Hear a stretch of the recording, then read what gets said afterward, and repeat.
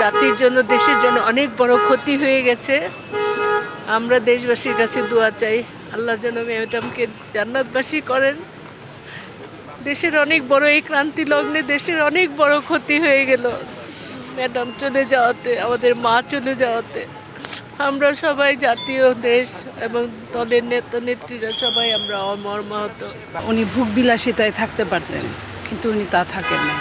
উনি এই দেশের মানুষের জন্য এতটাই করেছিলেন যে ওনাকে যখন ১/১১-র সময় বিদেশ যেতে বাধ্য করা হয়েছিল, তখনও উনি বলেছেন, আমি কোথায় যাব, আমার তো সমস্ত দেশে আমার সন্তান আছে, আমি এত সন্তান রেখে কোথায় যাব। এই যে বলাটা, এই দেশপ্রেম, সন্তান প্রেম, দেশের জনগণের প্রতি প্রেম, ভালোবাসা, সব কিছু এখান থেকে বোঝা যায়। দীর্ঘ ৪৫ বছর গণতন্ত্রের জন্য এবং ভোটের অধিকার প্রতিষ্ঠার জন্য উনি লড়াই করেছেন, সংগ্রাম করেছেন। অধিকার হারা মানুষকে অধিকার ফিরিয়ে দেওয়ার যে চলমান লড়াই, সেই লড়াইয়ে বেগম খালেদা জিয়া, দেশনেত্রী বেগম খালেদা জিয়া বাংলাদেশের মানুষের কাছে উনি প্রতিজ্ঞাবদ্ধ ছিল, restoration of democracy as well as voting rights. আমি যেভাবে হোক, যে কোনো মূল্যেই হোক, আমি অধিকার হারা মানুষের অধিকার ফিরিয়ে দিব। সেই স্মৃতিগুলো আমাকে খুবই কষ্ট দিচ্ছে যে আমরা আর মা দিবসে ম্যাডামকে পাবো না, আমরা তার কাছে যেতে পারবো না।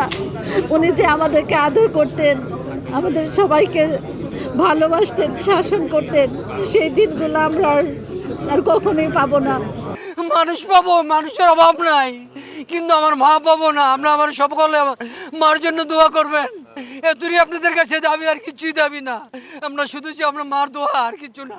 আমরা জানি না এরকম আর কোনো আকর্ষণীয় নেত্রী বাংলাদেশ বা এশিয়া মহাদেশে হবে কি না। আমরা আল্লাহর কাছে দোয়া করি, দেশবাসী দোয়া করবেন যে আমাদের নেত্রীকে আল্লাহ তাতে ভেস্তে নসিব করে। দীর্ঘ এই গণতন্ত্র সংগ্রামে তিনি বাংলাদেশের জনগণকে সাথে নিয়ে আন্দোলন করেছেন, সংগ্রাম করেছেন।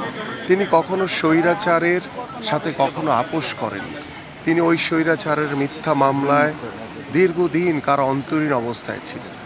এবং আমাদের প্রিয় নেত্রী, দেশনেত্রী আজকে আমাদের মাঝ থেকে হারিয়ে গেছেন। আজকে বাংলাদেশ অভিভাবক শূন্য হয়ে গেছে। এই অভিভাবক শূন্য, এটা কখনোই আমরা আর পূরণ করতে পারবো না। যেটুকু চিকিৎসার প্রয়োজন ছিল সেইটুকু চিকিৎসা দেশনেত্রী বেগম খালেদা জিয়া পান নাই। যদি উনি চিকিৎসাটুকু সঠিক পেতেন, তাহলে আজকে ওনাকে আমাদের এই মুহূর্তে হারাইতে হতো, হয়তো আরও কিছুটা আল্লাহ তাআলা ওনার হায়াত হারিয়ে দিতেন। উনি সবসময় ছিলেন আপোষশীল, কোনো কিছুতেই ওনার আপোষ ছিল না। সবার আগে দেশ, বাংলাদেশ, এটাই ছিল ওনার নীতি। এরকম দেশপ্রেমিক যুগে যুগে আসে, তার মধ্যে উনি একজন। জিয়াউর রহমান, আমাদের জিয়াউর রহমানের সহধর্মিণী, পরবর্তীতে আমাদের জনাব তারেক রহমান, সবাই দেশপ্রেমিক, একই রকম আপোষশীল।